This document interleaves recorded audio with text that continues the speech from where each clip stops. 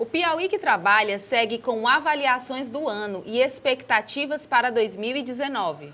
E na última edição do ano, uma entrevista especial. Bom dia, Livaldo Barbosa. Cleiton, bom dia. E chegamos ao último Piauí que Trabalha do ano, reservando um espaço nesta edição para avaliações do ano e projeções para 2019. E como fazemos todos os anos, mantemos a tradição. Numa entrevista aqui no estúdio com o empresário Jesus Tágera. Doutor Jesus, bom dia. Bom dia, Livaldo. Inicialmente, podemos analisar 2018, um ano eleitoral, um ano de economia aí, tentando reencontrar o caminho da sua retomada, aquecimento. O Brasil fez o dever de casa? Olha, fez dentro do possível. Nós sabemos, já que você abordou essa situação, que o atual governante vinha numa linha de transformação, inclusive através de leis importantes, com todo êxito, sendo aprovado no Congresso. Ocorre que esse processo foi interrompido por uma ação que eu considero impensada, precipitada, mal avaliada por parte do Procurador-Geral da República, o senhor Janot, quando promove uma ação e depois outra criminal contra o presidente da República. Ele se voltou todo, interrompeu todo aquele processo de ação administrativa para se defender, porque era mais do que natural que ele assim fizesse, porque ele estava dependendo de ações dentro do Congresso Nacional, basicamente a Câmara. Então, isso interrompeu o processo. E a todo aquele êxito que ele vinha obtendo nas modificações legislativas, para a reforma da Previdência, A principal, né? que é tida como a principal, foi interrompida. E ia dentro de um processo de perspectiva boa para aprovação, embora com algumas modificações. Pô, bem, isso interrompeu. Então, parou o país novamente, e ele foi depois que superou as duas etapas, ele passa novamente por um outro processo. A atual procuradora mal toma posse, já abre um processo de investigação por atos anteriores à assunção dele à presidência da República. Quer dizer, ele foi perturbado na sua ação administrativa. Mas mesmo assim, já este ano, a gente vai sentindo que vai se colhendo alguma coisa de bom da administração por parte do governo federal. Não se pode negar aí a presença muito importante do então ministro da Fazenda, Henrique Meirelles, que atuou também no primeiro governo Lula, com êxito nessa área econômica, e foi esse processo levando o país a uma transformação para melhor. Para quem saiu de uma inflação de quase 14% e para hoje está em 3,8%, é altamente significativo. Além disso, os juros contidos, no entanto, doutor Jesus, o desemprego... Ainda tem esse outro lado. Mas o desemprego, por outro lado, ainda continua resistindo, desafiando o setor empresarial. O que falta, então, para que a economia seja aquecida o suficiente, já que reformas como a tributária já está, inclusive, em vigor? Tá. Essa reforma, essa recuperação de emprego, já há uma melhoria no processo de recuperação de emprego. Falta muito? Falta. Porque também, o quê? De 5 milhões pulou-se para 13 milhões de desempregados. Contingente razoável, uma coisa. Para se recuperar, não é um passo de mágica. E tudo é um processo. Mas que já há uma recuperação que já diminuiu para 12, né? Quer dizer, a gente dá até isso como bom, como excelente. Mas é indicativo de um caminho, pelo menos. Então, o que a gente espera é que com o novo governo, que chega aí cheio de força, que tome o processo, continue o processo de recuperação do país. Eu acredito que no próximo ano é o primeiro ano de governo, é um ano de ajuste de todo o governo faz, para depois, já a partir de 2020, termos um processo mais acelerado de recuperação. Porque a recuperação decorre da confiança do clima.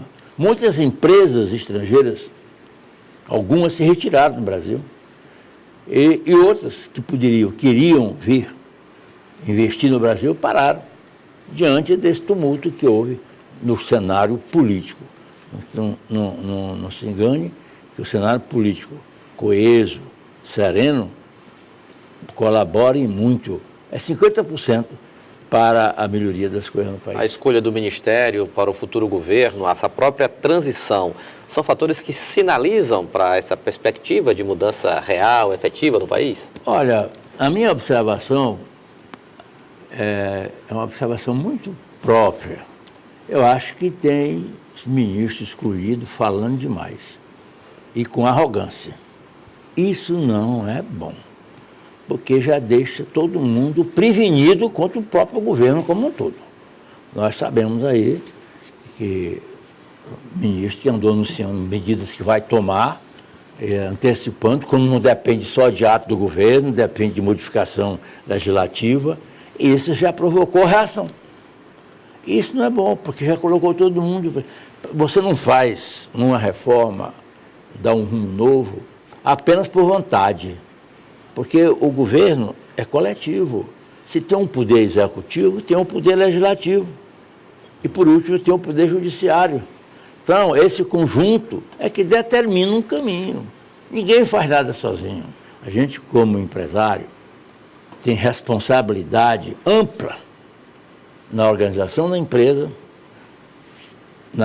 no resultado da empresa, que depende de cujo efeito dependem os empregos, né? Você não sustenta muitos empregados se a empresa não for bem. E tem sido um setor sacrificado na economia. Muito sacrificado. A empresa brasileira, as empresas estão muito sacrificadas. Há certos setores que não foram atingidos, mas foram a exceção.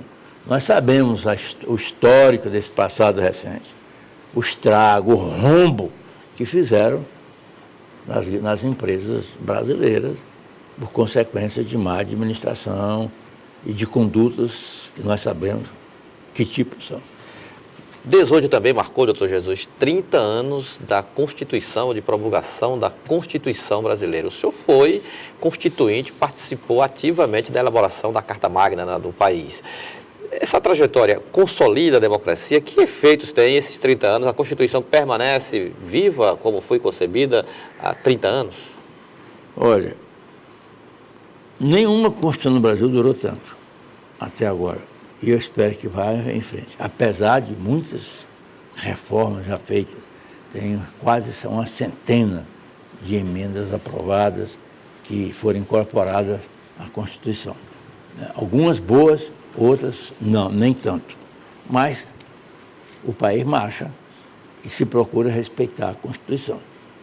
Quando nós temos, no momento, o guardião da Constituição extrapolando suas funções, que é o poder, o Supremo Tribunal Federal, a gente tem que fazer crítica, não pode deixar, porque costuma-se dizer que decisão judicial não se discute, cumpre-se.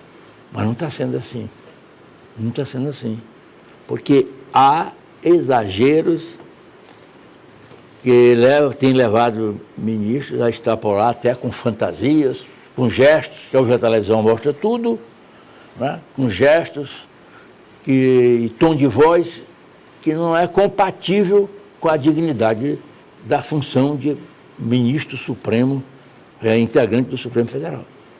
Tinha que ver serenidade, a gente vê bate-boca, discussão ferrenha, até ofensas, né? Nós já temos visto isso. E isso não é bom. Por isso é que o atual Supremo não tem sido muito bem aceito e considerado. Eu estou falando aqui como advogado.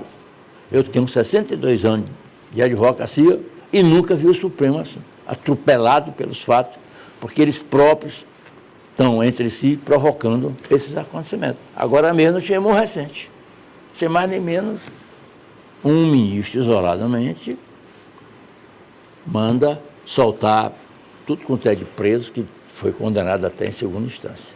Nós sabemos que há uma decisão desse mesmo Supremo, no colegiado, não foi o pleno, não foi isolado, dizendo o contrário. Então, ele criou um tumulto, houve uma reação de todo o setor, até que o presidente, provocado pela Procuradora-Geral, anulou o ato dele. Isso não pode acontecer e continuar. Eles têm que se despedir de tudo e serem apenas, se despedir de tudo e vestir a toga, só a toga, que representa exatamente a justiça, e agir como tal.